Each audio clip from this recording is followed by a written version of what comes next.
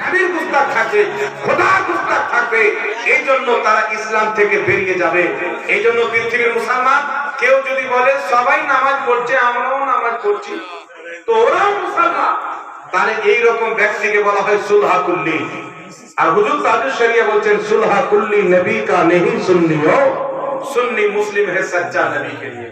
কেউ যদি বলে ওয়াহাবিও ঠিক, শিয়াও ঠিক, কাদিয়ানিও ঠিক, সুন্নিও ঠিক, সবাই তো নামাজ পড়ে, তো শরীয়ত বলছেন ও হলো আরেকটা জাহান্নামী ফিরকা। যে বলবে সবাই ঠিক ও আরেকটা জাহান্নামী ফিরকা, কারণ ৭২টি জাহান্নামী একটা জান্নাতি। আর খোদা বলছেন কোরআন পাকে লা ইস্তাবি আসহাবুন নারি ওয়া আসহাবুল জান্নাহ, জান্নাতি আর জাহান্নামী কোনোদিন সমান হতে পারে না। এই জন্য নিজের দুনিয়া নিজের আখিরাতকে ধ্বংস করিয়েন না। তাদের সাথে রিশতা করা, বেটি দেওয়া নয় নিজের বেটিকে জাহান্নামী দেওয়া, জাহান্নামী বানিয়ে দেওয়া। এখন বলবেন হুজুর যারা দিয়ে দিয়েছে তাদের কি হবে? বলেন বাবা, কেউ যদি ভুলে পায়খানা খেয়ে নেয় তাই বারবার খাবে? হ্যাঁ, জানার পরে খাওয়াটা বাদ দিতে হবে। কথা বুঝতে পারছেন? আল্লাহ পাক বুঝার তৌফিক দান করো। ঈমান আকীদাকে মজবুত রাখো, বন্ধুত্ব করেন আল্লাহ আল্লাহ রাসূলের জন্য, দুশমনি করেন আল্লাহ আল্লাহ রাসূলের জন্য। जो नबी का नहीं वो हमारा नहीं, जो नबी का नहीं वो हमारा नहीं, नबी से जो हो बेगाना उसे दिल से जुदा कर दे, पिदर मादर बिरादर मानो जा, सब कुछ नबी पर फिदा कर दे। খুলে দিয়েছে ও মালিক আল্লাহ কয়েকটা খুলে দিয়েছে, কেন করলে পর্দা খুলে দিয়েছে পন্ডিত?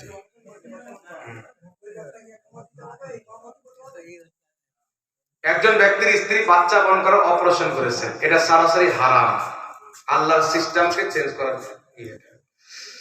তো কোন স্বামী যদি নিজ ইচ্ছায় স্ত্রীকে অনুমতি দিয়ে বা নিয়ে গিয়ে অপারেশন করায়, তাহলে সেই ব্যক্তি প্রকাশ্যে হারাম কাজ করলো। এই লোকের আজান দেওয়া চলবে না, তার ইমামতিও চলবে না। কথা বুঝতে পারছেন? বুঝতে পেরেছেন? এরকম লোক আজান দিবে না, ইমামতিও করবে না। ভালো ব্যক্তি ইমামতি করবে, যে ব্যক্তি ফাসিক নয়, প্রকাশ্যে গুনার কাজও করে না, এইরকম ব্যক্তি আজান দিবে, ইকামত করবে। কম আলাইহিল বালাগ।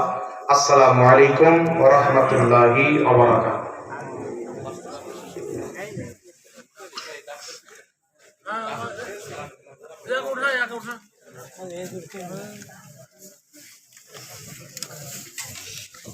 কিতাবে হাদিস নিয়েছেন হাসান সনদে।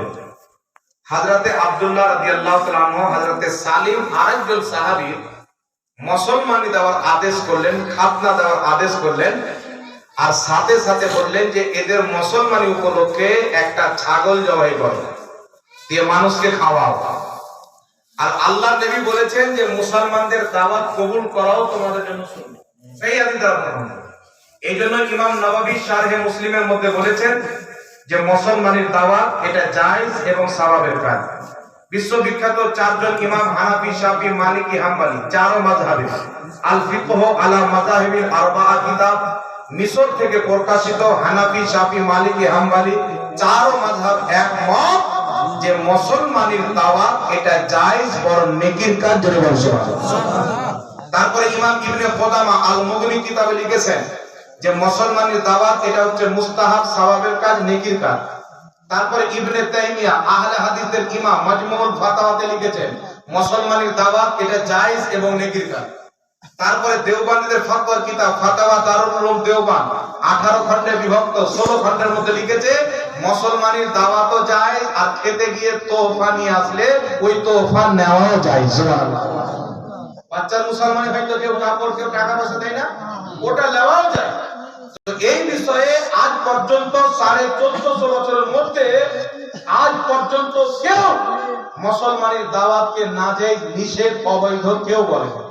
আহলে হাদিসদের বাপেরাও লিখেছে যায়, দেওবন্দির বাপেরাও লিখেছে যায়, আর আহলে সুন্নাতের চারজন বড় ইমামও বলেছে যায়, ইমাম নববীও বলেছেন যায়, ইমাম ইবনে কুদামাও বলেছে যায়, শত শত ইমামগণ বলেছে এটা জায়েজ এবং নেকির কাজ।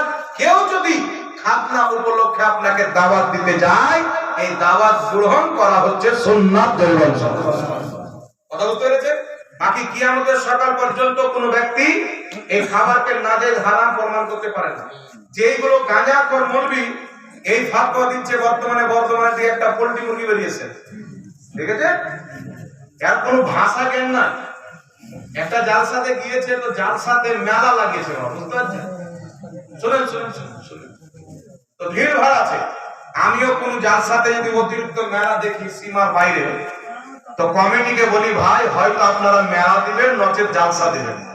হারাম আর হালাল দুটো একসাথে করি না, কি বলেন? দুটো একসাথে করি। তো আগামী থেকে এটা যেন না হয়, কমিটিকে বুঝিয়ে দিই। অনেক জায়গাটা আলহামদুলিল্লাহ মেলা উঠে গেছে, কিন্তু এই গাধার কাটা গাধা যাচ্ছে আর বলছে যে আপনারা জালসা দিয়েছেন না, এখানে মেলা দিয়েছেন। কি জন্য দিয়েছেন? মা বোনদের দেহ ব্যবসা করার জন্য দিয়েছেন।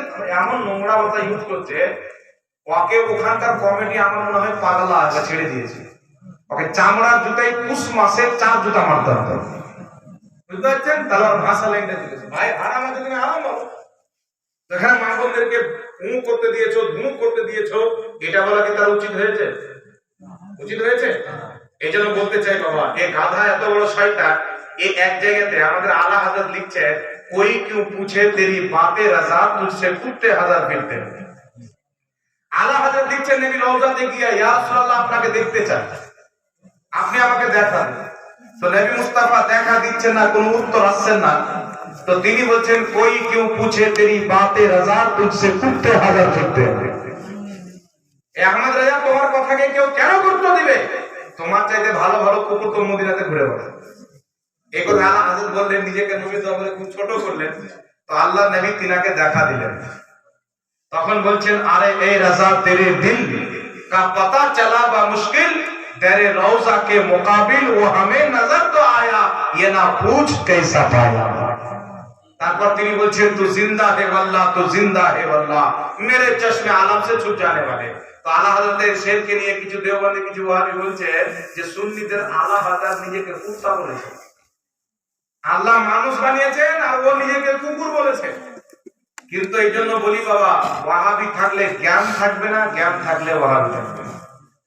সবারই জ্ঞান থাকে মাথায়, আর এদের জ্ঞান থাকে চাপ্পালের তলায়। মানে আসতে লেট হয়ে যায়, উল্টা পুল্টা কাজ করে দেয়। এদের গুরু দেওবন্দি, বর্তমানের গোপাল ভাড়াব দেওবন্দি। দেওবন্দির কিতাব হচ্ছে তাজকিরাতুর রশিদ, লেখক হচ্ছে আশিক এলাহি মির্ঠি। রশিদ আহমদ গাঙ্গোহী দেওবন্দিদের প্রতিষ্ঠাতা, তাদের গৌসে আজম। তাদের এই গুরুর ব্যাপারে লিখতেছে আশিক এলাহি মির্ঠি। কি লিখছে? যে খলিল আহমদ আমবেঠি দেওবন্দিদের গুরু, ও নিজেকে বলছে যে আমি রশিদ আহমদ গাঙ্গোহীর দরবারের কুকুর। চিন্তা করছেন? ইমামে আহলে সুন্নাত মদিনাতে নবীর দরবারে রশিদ আহমদ গাঙ্গোহীর দরবারে নিজেকে কুকুর বলছে। এটাকে পড়াশোনা করার দরকার ছিল।